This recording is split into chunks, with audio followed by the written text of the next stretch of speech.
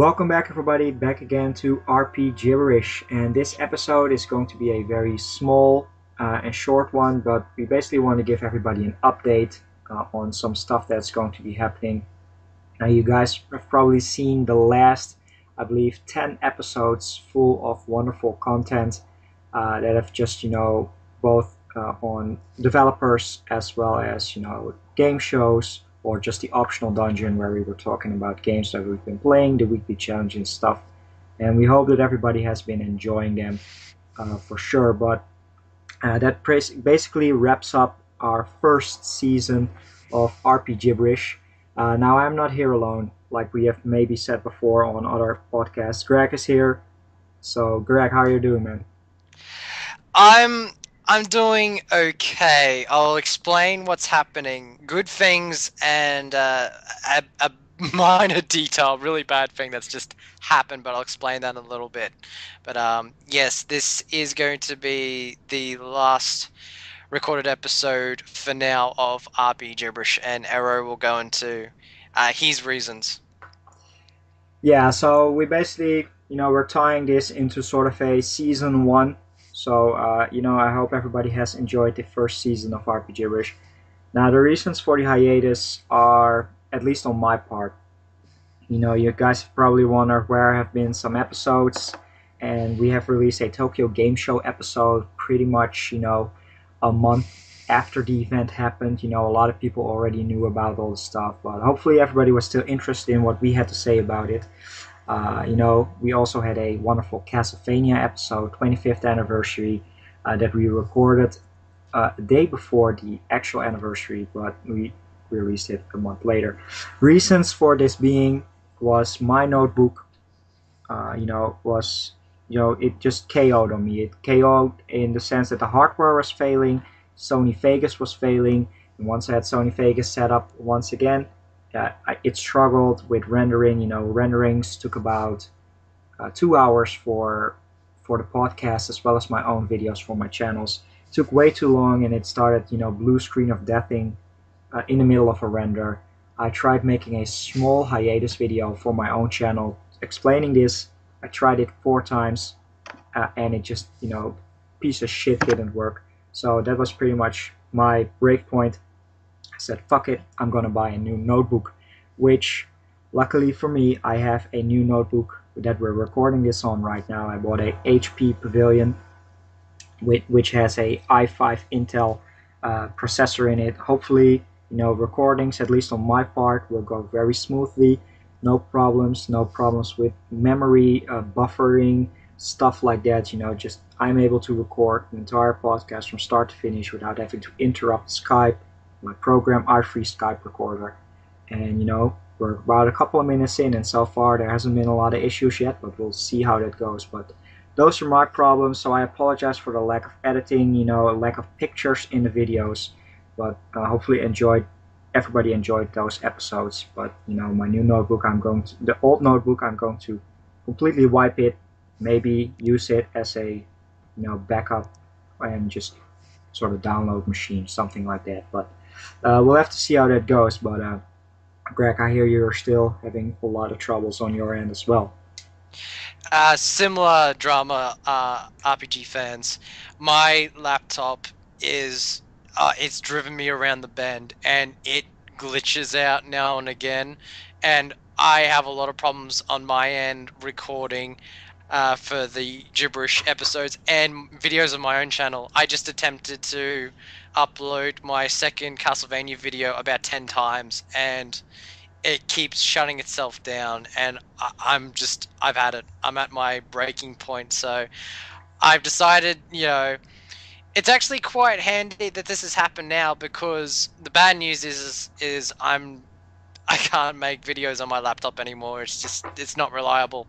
But I'm glad it's happening now, because the main reason I'm going on a hiatus, and this is really, really good news, is I'm actually going to be moving away. I'm actually going to be moving to another state of Australia to live with my girlfriend. And before that happens, we're actually going to what is going to be the biggest gaming convention in Australia's history, which is the EB Expo. Now, what's really cool is this was only open to managers and staff members of EB Games, but for this year, the first time ever, they've opened it to the public. So I'm really excited for it. I get to finally go and meet and greet some of the developers and talk about some of the games they've got on display. Fortunately, there are not many RPGs, but there are a few, so I'll definitely go there and play the games and chat and see what I can get out of it. I'm really looking forward to that, and of course, moving out to live with my girlfriend.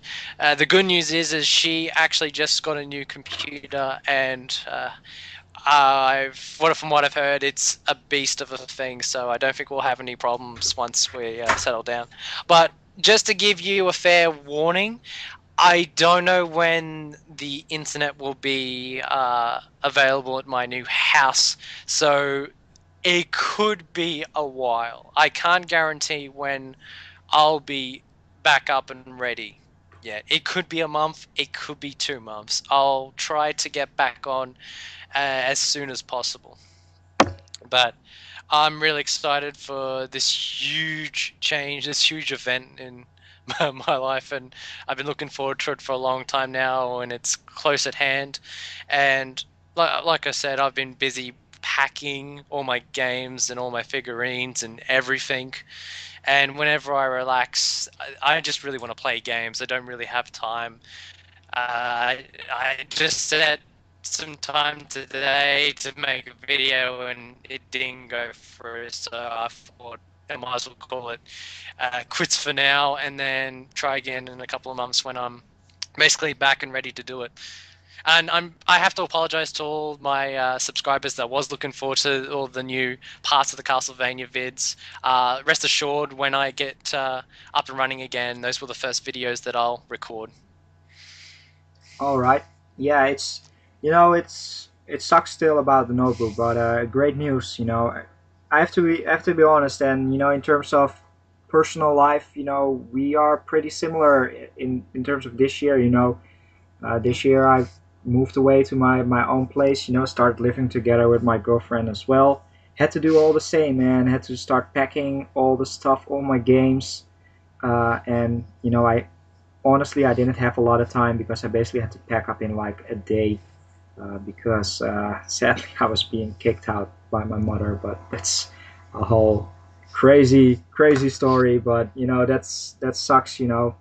I had to pack up in like a day, so luckily you have a lot of time on your hands. But I really hope that you have a great time at EB Games because me visiting Gamescom 2011 was a blast. I just had a lot of fun. It might not have been as awesome because I was there pretty much all by myself. So I hope you enjoy going there with a lot of people and meeting up with your girlfriend and such. So that's great. One thing that wasn't so great though was last week. Last week was First Look, which was a Dutch game event. I went there. I had a headache. It was warm. It just it was a complete failure. I was there for like 15 to 30 minutes. I walked around. I saw everything was similar to Gamescom, and I was like, I'm just going home. I spent about 12 euros on a ticket, 10 euros on a train ride, and it was pretty much a waste of money. I was interested to see Soul Calibur 5 and Dark Souls, up close, but that's about it. Everything was a poor attempt to replicate Gamescom. What's funny is you mentioned games published and made by Namco Bandai, and what's funny is they're going to be bringing down Soul Calibur 5, but Dark Souls just got released. What's going to be funny is I looked at the list and there's no Tales of the Abyss 3D, so very professionally I'm going to go up to them and probably ask them about it, see if they could give me a response. I'd be interested to see if they can tell me anything, because if that was on the show floor, I'd probably play that. Oh yeah, in terms of RPGs, that's something that disappointed me about Gamescom as well. There weren't a lot of RPGs available. You really had to search, high and low. I think the only RPG that is and hopefully for you available is probably going to be Final Fantasy 13 too. But It is. That's well. I don't want to open that can of worms with Zelda fans, whether they want to call it or not. But yeah. Skyward Sword's going to be there. I'm going to be looking forward to playing that. And as a Kojima fan, both the Metal Gear Solid HD collection and Metal Gear Solid 3 HD is going to be there. So I'm going to take some footage for my Kojima Collector channel, for which I have not uploaded anything in months. It's pretty much a ghost town there right now. Hopefully I can inject it with some fresh content soon. Yeah, the same for me with my Cinemea, my movie channel, and my Squaresoft Specialist channel. I hasn't seen a lot of activity, but that's pretty much my aerodynamics channel at the moment as well. But at least it is at the moment of recording. But yeah, looking forward to all the upcoming great games, from Kojima as well. I definitely look forward to playing a Peace Walker in HD because I still haven't played a Peace Walker. But Oh, nice. Yeah, you'll be in for a treat. That's one of my favorite games of last year. oh, nice. Yeah, I Yeah. played it for about 2 hours. I just couldn't really get into the control scheme. It was really frustrating. But I played about 10 minutes at Gamescom, and it is great with dual analog stick, I can say. Yeah, it takes a while to get used to the new control scheme, but once you get used to it, you don't want to go back. It's actually really good. It was really optimal for the PSP. There's a lot of great content in Peace Walker in terms of story and everything. What was really cluey was, and I'll briefly mention this, otherwise we're going to hijack this episode to Kojima Fest, is what's really funny is when I was looking at TGS and they were unveiling all the information about the Metal Gear Solid games, what was really interesting is they called Peace Walker Metal Gear Solid 5 at the conference, which completely blew me away that they would actually do that. Now, they're not officially going to publish that on the cases or anything, but it was interesting to see that because it kind of shows that in Kojima's mind that he considers that game Metal Gear Solid 5. Yeah, it sure feels like one. And from what I've people heard calling it, is the closest one to a full title. It's pretty much similar to like Birth by Sleep, that could have been called Kingdom Hearts Zero or Kingdom Hearts 3 as well. Yeah, pretty much. I'd be interested to see what happens afterwards. But getting back to being an RPG podcast, yeah, like I said, other than Skyward Sword and Final Fantasy 13-2, and probably the biggest RPG for most people who are dying to play it, which is Skyrim, there isn't really much else I can say that will be there. But there'll be a lot of other fun games to have a go at. Like, I actually like Sonic games, so I think I might go play Sonic Generations. Oh, But nice. other than that, I'm actually going to just go up to some of the representatives, and ask some queries whether they want to be filmed or not, or I can just ask about some of their more RPG titles in development. Okay, that's a good idea. Yeah, that's what I struggled with at Gamescom. I know it's a German show, and I saw a lot of the employees. Figured they were hired, so I didn't really bother with talking to them. But I was able, I went there every day for Gamescom. I was there for 3 days. I talked to the Rising Star Games crew, which is going to be publishing one RPG at least, and they're going to be bringing out Grand Knight's History. That also is going to be brought up by Xe, so that's great. But they're usually That's awesome. known. Oh yeah, definitely.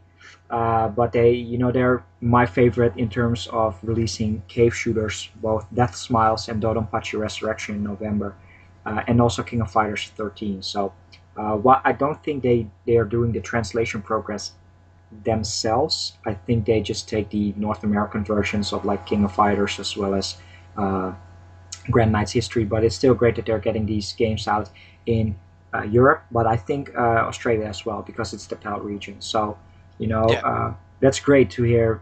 Grand Knight's History. I love Vanillaware. I still have to play through Muramasa and Odin Sphere because I've only played for a few hours. But those games just are fantastic to play. Great artistic design. And I'm sure that in season 2 or 3 or whatever season we'll have a full episode dedicated to Vanillaware for sure. Oh, absolutely.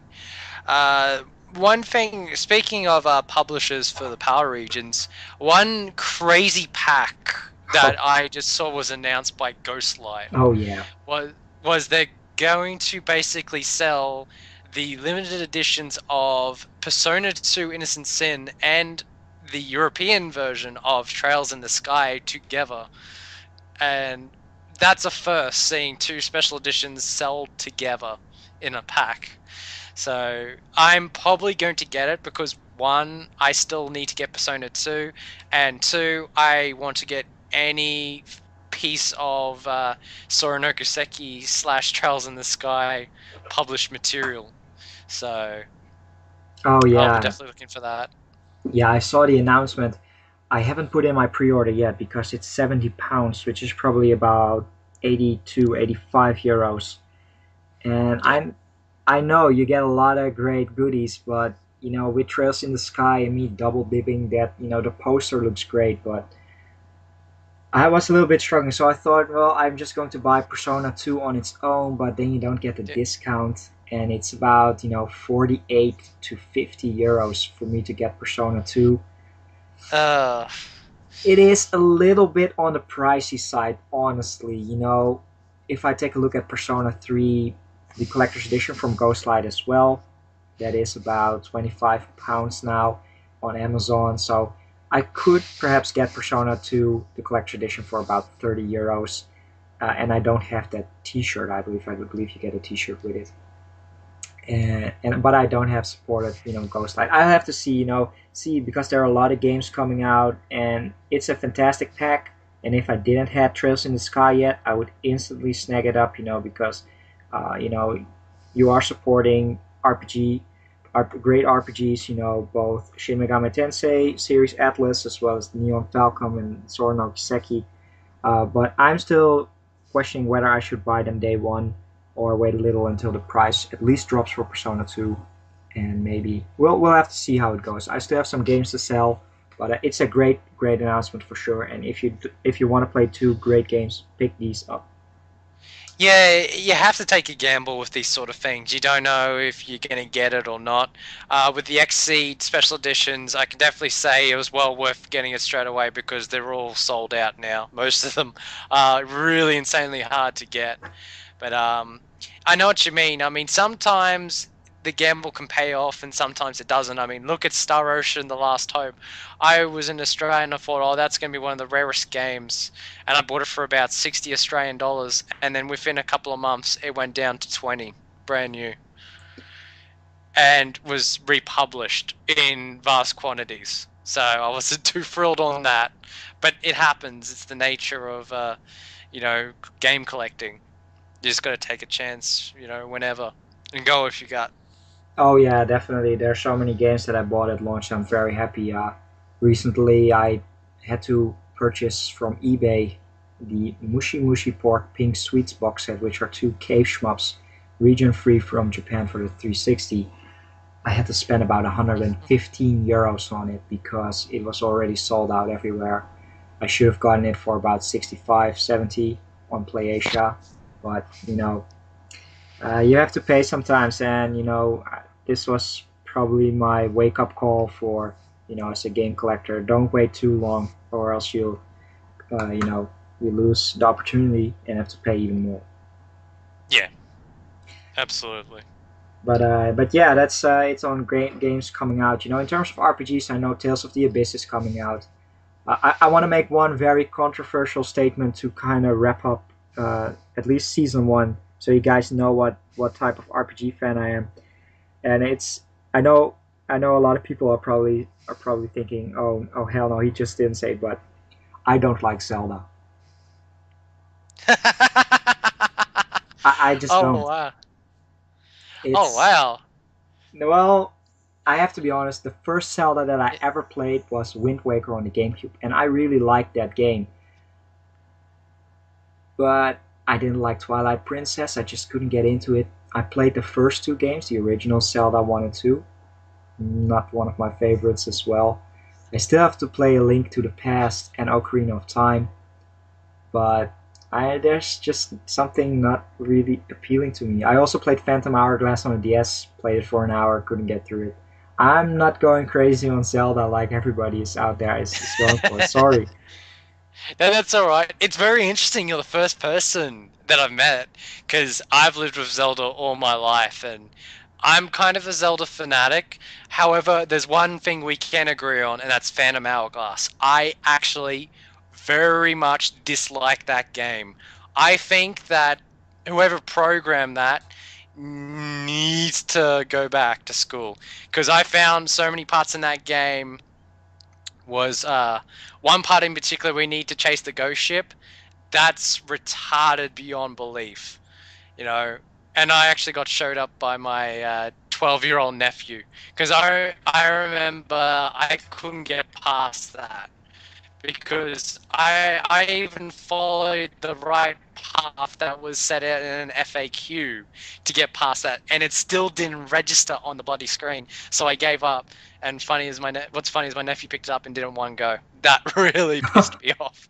So Phantom Hourglass, I'm not very fond of because of just various things they tried to do, and I don't know.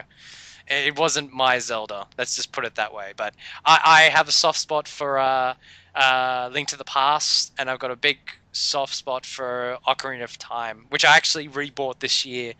But yeah, I could definitely say I'm looking forward to Skyward Sword. But there's not a lot of other new RPGs. Like, there's a backlog of stuff that I want to get before the end of the year. Like, I still haven't got Rain Historia. I still need to get Solar to Robo. I still need to get Dragon Quest Monsters Joker 2. Oh, yeah. And lastly, the most odd game that I've decided to play is I want to get a copy of Inzuma 11 from level 5. I actually want to see how that plays. A soccer RPG intrigues me. Let's just say that. Oh yeah, Inazuma 11. Yeah. There's something about it. Inazuma 11 and Solo to Robo, they are on my maybe I'll get them list, but they're pretty expensive. Yeah. So I'll have to wait and see. But I might give it a try. At least I'm able to play some DS games. Once again. But I also have to pick up Dragon Quest 6, which is still waiting on me. But playing a little bit more PSP than DS at the moment. I tried to start Radiant Historia about a month ago, but I just it wasn't the best idea for me to play it right now. It's a really interesting game, but I figured I was playing too many Atlas games at the time. I was playing Digital Devil Saga as well. Yeah. So which I'm currently playing, by the way. I finished the first Digital Devil Saga.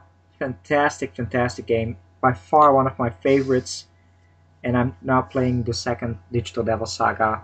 And I'm about, I don't know, 15, 18 hours in. Fantastic games. Yeah, they've hailed it some of the best RPGs ever. Like, one of my favorite websites is rpgfan.com, and they've rated them as like the greatest RPGs ever made. And I was very interested. I'm still trying to track down a copy of Digital Devil Saga 1. What was really surprising is that you're, like you said, you're multitasking Atlas games, which I think would be very daunting, at least. I mean, I found Strange Journey to be a handful by itself, you know. I haven't gone back to that yet. I still need to finish Strange Journey. It's so time consuming in one area, and you really got to dedicate yourself to that area if you want to get out of it onto the next one. And yeah, it's not for everyone, but I'll definitely get back into it one day. But right now I'm pretty much been relaxing, playing some Dragon Quest 6. Like I said, playing some Castlevania games during the anniversary. And then I've been actually playing a lot of Ys games. I've finished the entire library of Ys games on the Famicom or NES, which was very cool. To that, I played 1 and 2, and 3. I played 3 blind in English, and I didn't really need to understand it because that was Wanderers from East, and I've already played that 10,000 times on the other systems. So I already know the story, and played you know, the best way to describe for the new East fans that the NES version of Wonders from East is the most primitive 8-bit version of Oath and Felghana, you know. And yeah, it's for a NES game, it's all right, but it's not my favorite version. Let's just put it at that. Okay, that's interesting. Yeah, myself, I've been playing E7 myself, which is a absolutely fantastic game. I'm currently at the part where I basically have to backtrack through the entire Altego region to uh, track down these, what are they called, sanctums. Yeah, And that's the part where I am. Is that pretty much, past the midway part? Because I think about, yeah.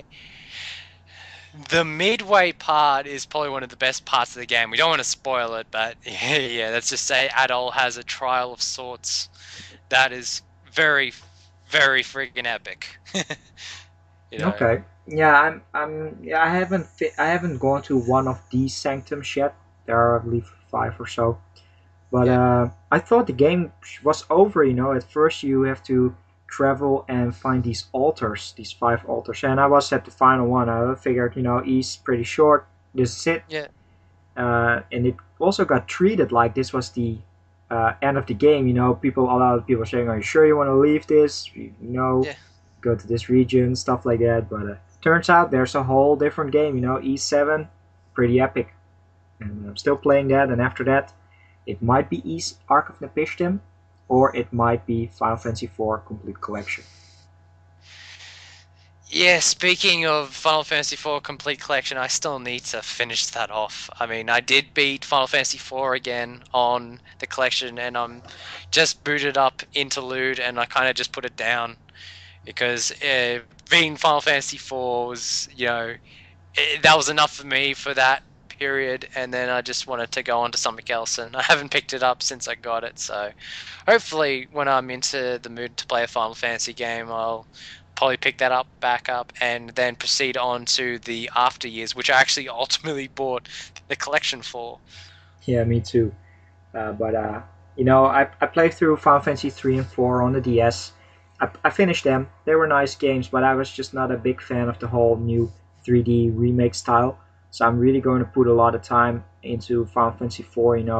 It is by far my favorite of the first six, and I look forward to playing it. In full PSP, wonderful, glorious graphics, and play through it. And after that, interlude and after years, and hopefully I will be able to finish that before Final Fantasy 13 2 comes out, and then I will truly have finished all the numbered games in the series. Yeah, I'm looking forward to playing the after years, and I gotta agree with you. 4 is my favorite of the first 6 of the games of the series. Oh yeah, definitely. I just absolutely love Final Fantasy. Of course, you all know that, but don't really have anything else planned. There's Digital Devil Saga 2. I am thinking of maybe play Nocturne once I finish Digital Devil Saga 2, but these are lengthy 50, 60 plus hours RPGs. Yeah, my copy of Nocturne is fucked, and I can't even get to the title screen, so that's kind of stopped me from playing it. But it's a pity because I was actually enjoying myself. This was originally made like really early on the PS2's life cycle, and I thought to live in Japan to get an RPG like that really early on would have been a treat, to say the least, because it oozes so much quality. Oh yeah, but there's one thing about that. I'm playing Digital Devil Saga, and I read about a Yeah, lot of comparisons, and that Digital Devil Saga improved on a lot of the aspects of Nocturne. So it's yeah, basically like Persona 4 that I played first, and then have to yeah, revisit Persona 3, where you couldn't control your entire party, and that didn't go well with me. Even as far as me not being able to play Persona 3, but having to play Persona 3 Portable. Eventually, I did get into the system with Persona 3 FES, the journey part, because I really wanted to, or the answer part, I really wanted to play that. But I will have to wait and see. Digital Devil Saga is still 40 hours away, and I already work 60 hours a week, so we'll have to wait and see how that goes. Besides that, I'm playing Deus Ex Human Revolution. some cave shmups, Gears of War 3, which are not, yeah, well, Deus Ex is an RPG, but, not a JRPG, but great games overall. I'm still really enjoying my time. Soon, Guardian Heroes on Xbox Live, Uncharted 3, Modern Warfare 3, and 2 weeks off early November. So I guess my gaming time is set for sure. Well, the number one game that I've really been enjoying during the small breaks I get from packing is I've been playing some Fire Emblem for the Genealogy of War, and I've been really enjoying that.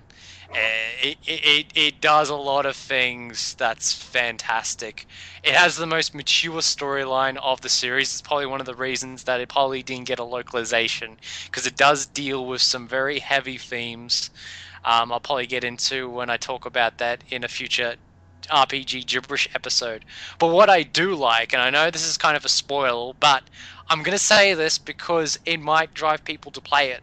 What's really cool is with Genealogy of War, it's broken up into two separate parts of the game, where the first part of the game is the first generation of the characters, and the second half of the game is their offspring.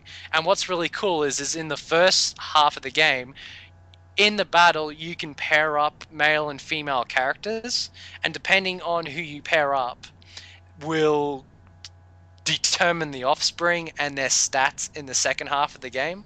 Oh, That, I think, is just fucking awesome. that And sounds really, really good. Wow, that's nice.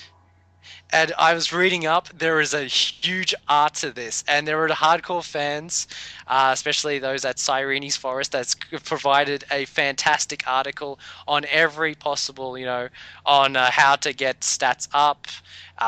Basically, the normal way to do it is to have both characters next to each other at the end of the turn, which raises their points. And I've already got a few characters that have been paired up. But Genealogy of War is very hard. The thing that I find that's very different about Genealogy of War is there's only 10 chapters. And the thing about it is usually Fire Emblem games that range from anywhere from 25 to 50 battles. There's only 10 in the game. However, they are very huge. It's like 3 battles put into one. So instead of the battle being like half an hour, it can take anywhere from an hour to 4 hours, because there's just so much to do. Wow. So it doesn't really feel like a battle, it just feels like a series of battles. So it does feel like a chapter on that one map. Oh, nice. That's That's nice. yeah, that's how I feel about it. And I gotta say, I'm really enjoying it. It's one of the best games of the series. It certainly doesn't pull any punches with its dark overtones, because a lot of nasty stuff does happen. A lot of assassinations, and one of the main royal family members just committed suicide.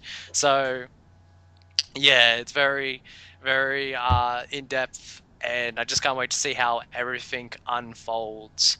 But yeah, it's just that's pretty much been taking up my main time, and that's about it. But there's actually something big I want to talk about with Arrow, and we've already talked about this on Skype, is when we come back to do the next season of RPGibberish, there's going to be a few changes. Now, you've noticed I've played a lot of games lately, and I've actually beaten a lot of games. And we've already discussed how the irony of this is astounding, is the first period where I didn't have, the first couple of weeks where I didn't have the weekly challenge, I actually beat more games than when I had the weekly challenge.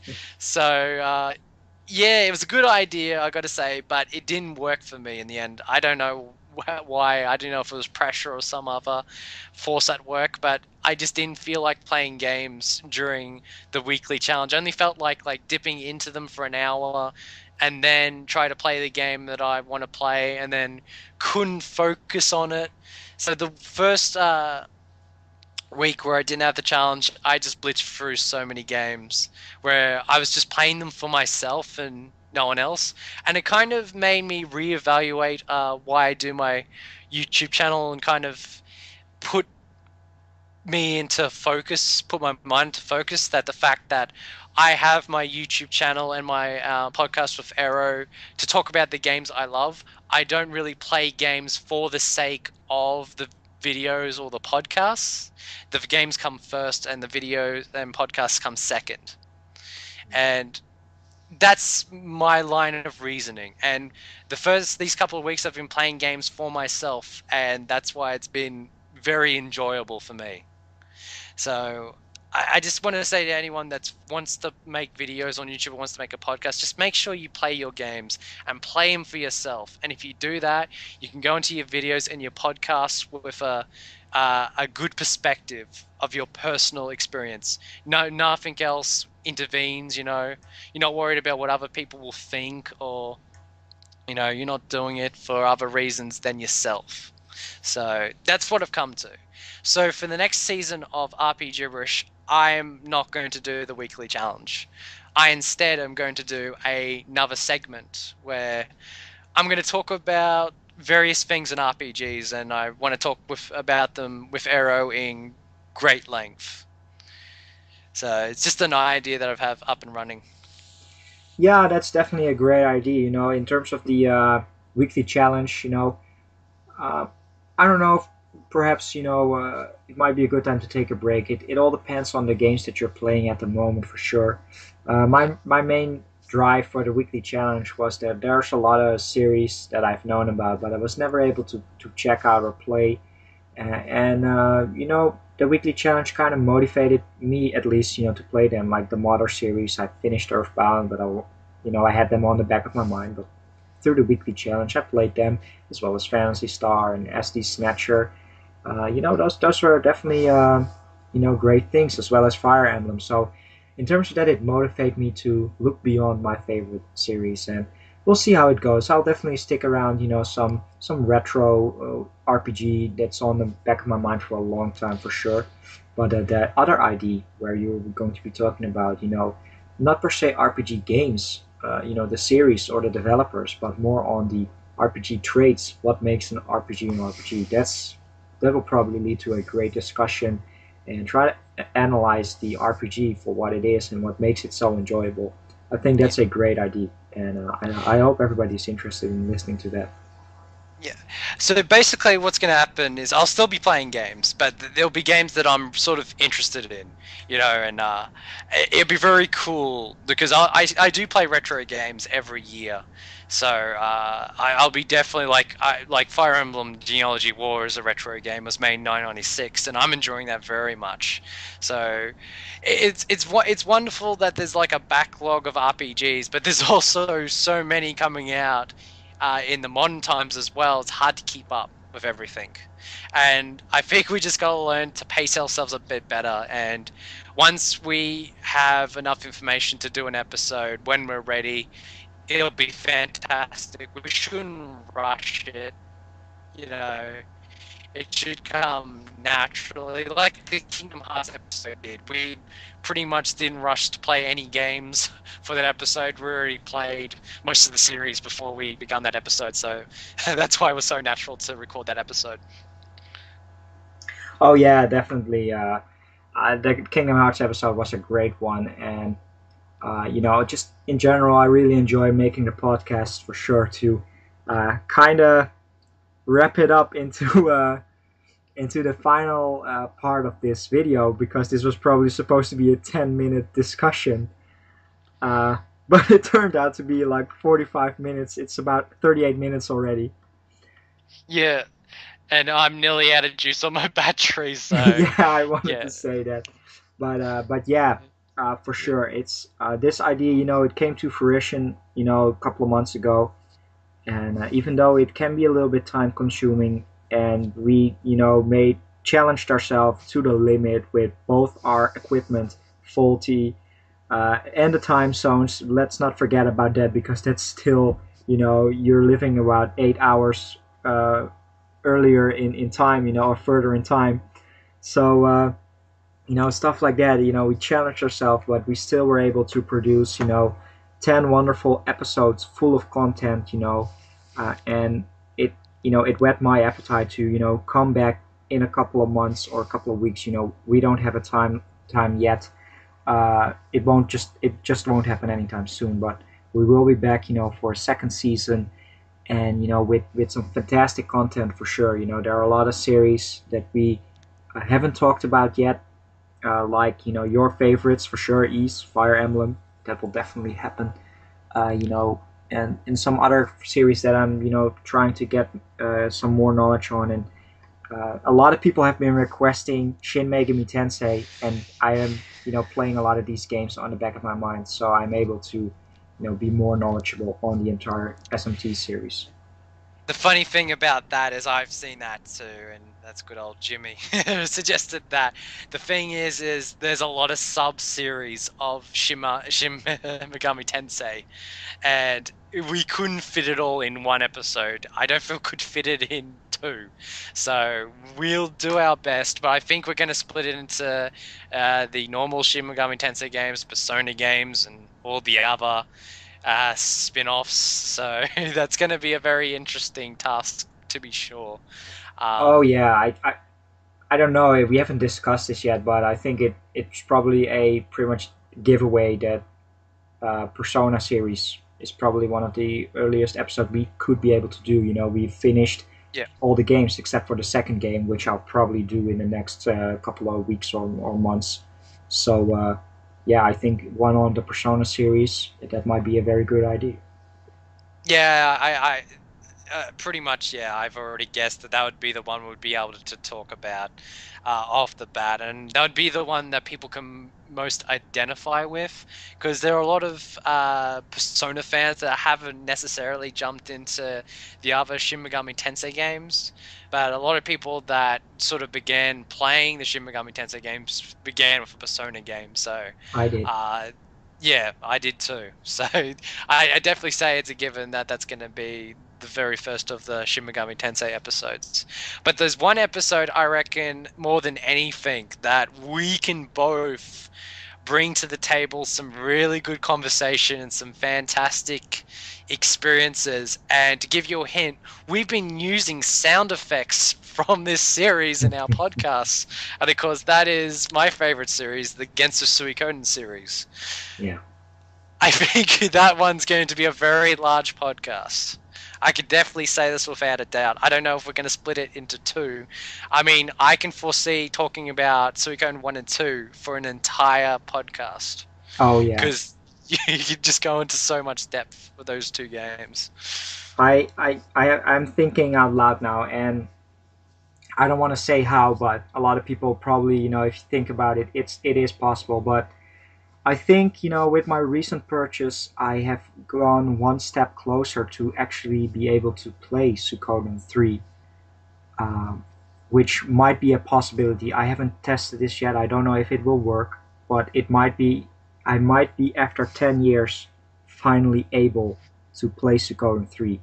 And if I get into that game, that will, that's something I have to do first. I want to play Suikoden 3 before I start talking about the Suikoden series on RPGibberish for sure.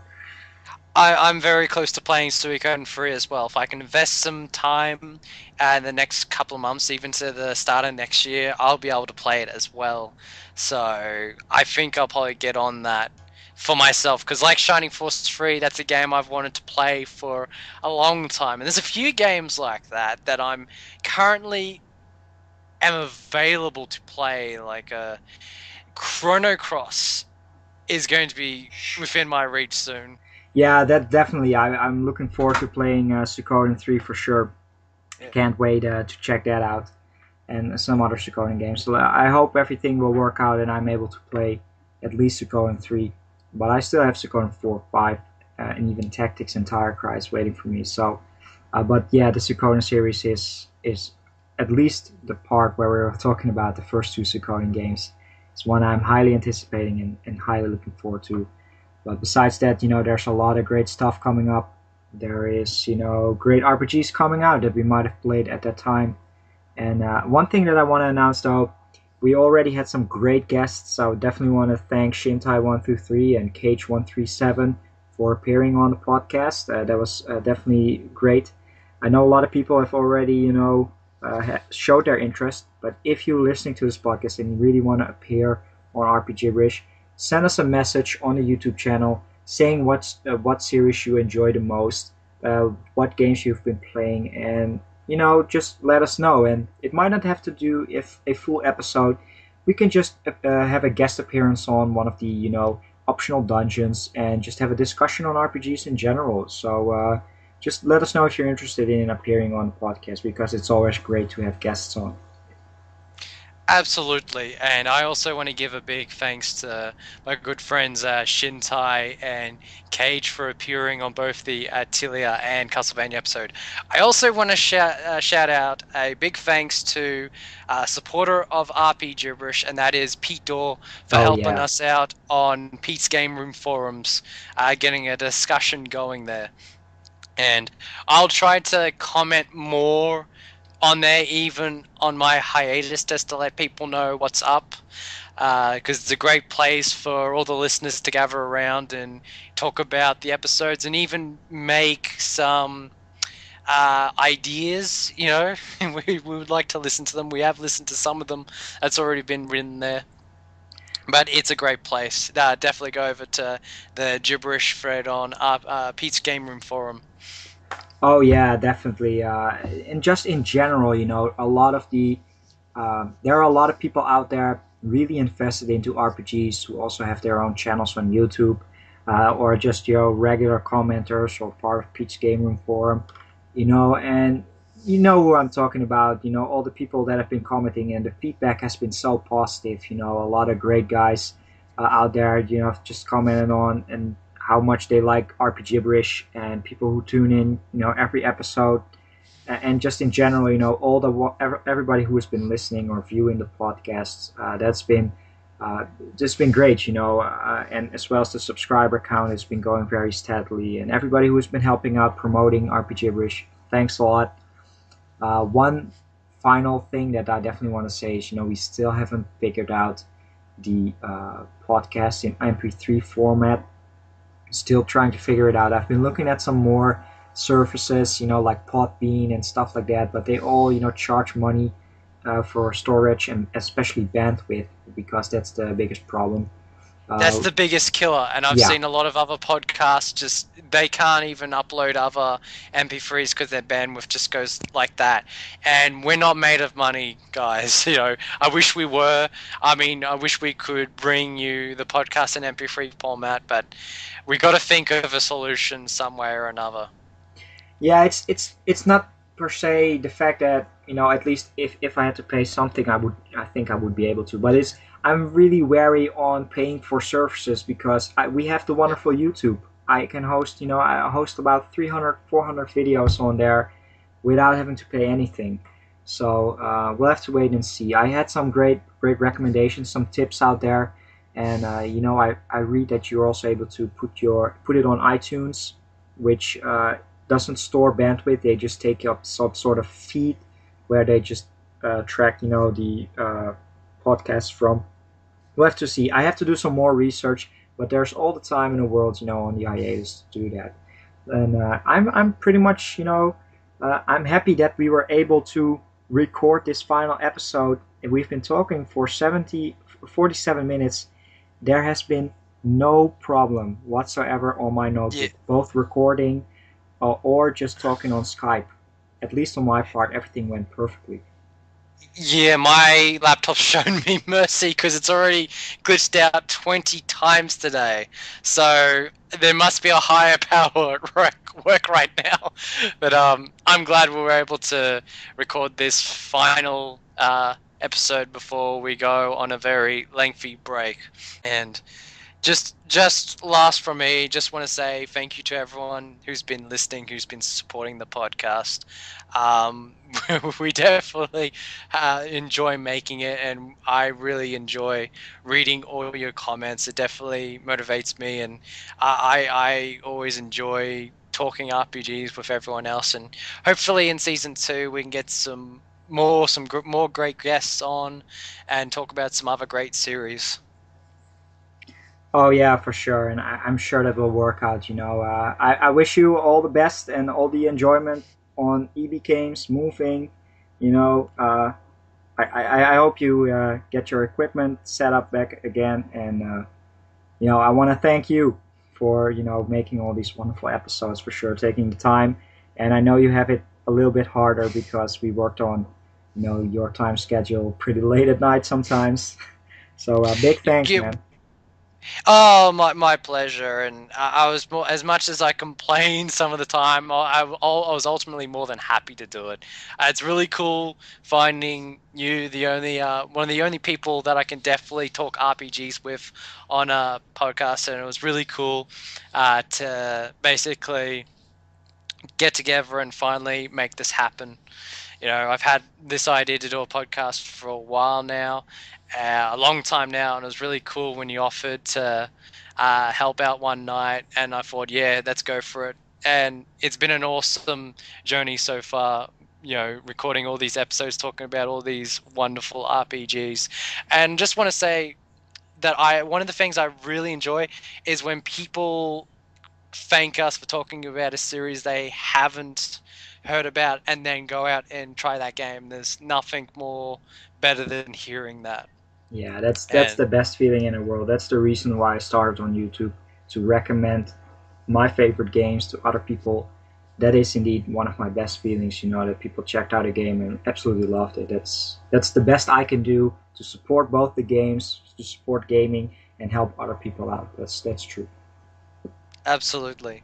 Now we could now I like to continue on, but yeah, I'm really about out of juice. I think my laptop's about to shut off any second now. So All right, the final words is thanks guys, and I'll be back in a couple of months. all right, man. Enjoy. See you next time. And final word: barrel. Barrel. Talk to you later, everybody.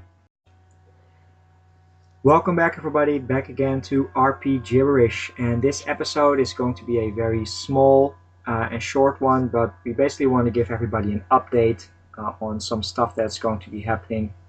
You guys have probably seen the last, I believe, 10 episodes full of wonderful content that have just, both on developers as well as, game shows, or just the optional dungeon where we were talking about games that we've been playing, the weekly challenge and stuff.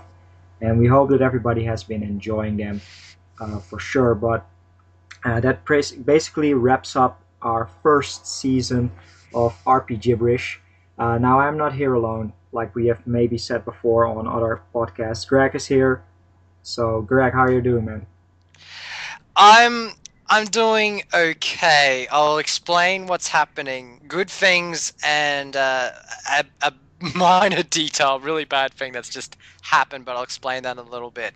But yes, this is going to be the last recorded episode for now of RP Gibberish, and Arrow will go into his reasons.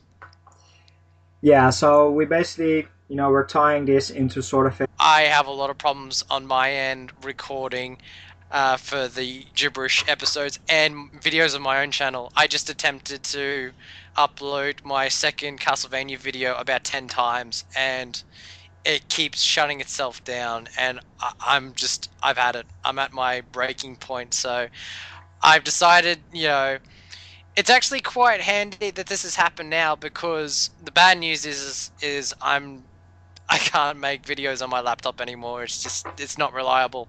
But I'm glad it's happening now, because the main reason I'm going on a hiatus, and this is really, really good news, is I'm actually going to be moving away. I'm actually going to be moving to another state of Australia to live with my girlfriend. And before that happens, we're actually going to what is going to be the biggest gaming convention in Australia's history, which is the EB Expo. Now, what's really cool is this was only open to managers and staff members of EB Games, but for this year, the first time ever, they've opened it to the public. So I'm really excited for it. I get to finally go and meet and greet some of the developers and talk about some of the games they've got on display. Fortunately, there are not many RPGs, but there are a few, so I'll definitely go there and play the games and chat and see what I can get out of it. I'm really looking forward to that, and of course, moving out to live with my girlfriend. The good news is she actually just got a new computer, and from what I've heard, it's a beast of a thing. So I don't think we'll have any problems once we settle down. But just to give you a fair warning, I don't know when the internet will be available at my new house, so it could be a while. I can't guarantee when I'll be back up and ready yet. It could be a month, it could be 2 months. I'll try to get back on as soon as possible. But I'm really excited for this huge change, this huge event in my life, and I've been looking forward to it for a long time now, and it's close at hand. And like I said, I've been busy packing all my games and all my figurines and everything. And whenever I relax, I just really want to play games. I don't really have time. I just Breakpoint, I said, fuck it, I'm gonna buy a new notebook, which luckily for me, I have a new notebook that we're recording this on right now. I bought a HP Pavilion, which has a i5 Intel processor in it. Hopefully, recordings, at least on my part, will go very smoothly. No problems with memory, buffering, stuff like that. Just I'm able to record an entire podcast from start to finish without having to interrupt Skype, my program iFree Skype recorder. And we're about a couple of minutes in, and so far there hasn't been a lot of issues yet, but we'll see how that goes. But those are my problems, so I apologize for the lack of editing, lack of pictures in the videos.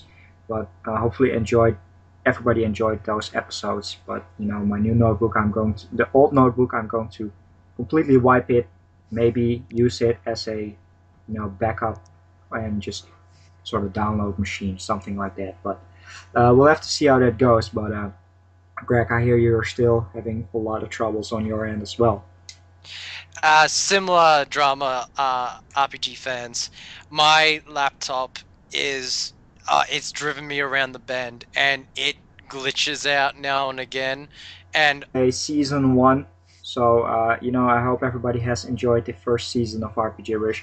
Now the reasons for the hiatus are, at least on my part, you guys have probably wondered where have been some episodes, and we have released a Tokyo Game Show episode pretty much, a month after the event happened. A lot of people already knew about all the stuff, but hopefully everybody was still interested in what we had to say about it. We also had a wonderful Castlevania episode, 25th anniversary, that we recorded a day before the actual anniversary, but we released it a month later.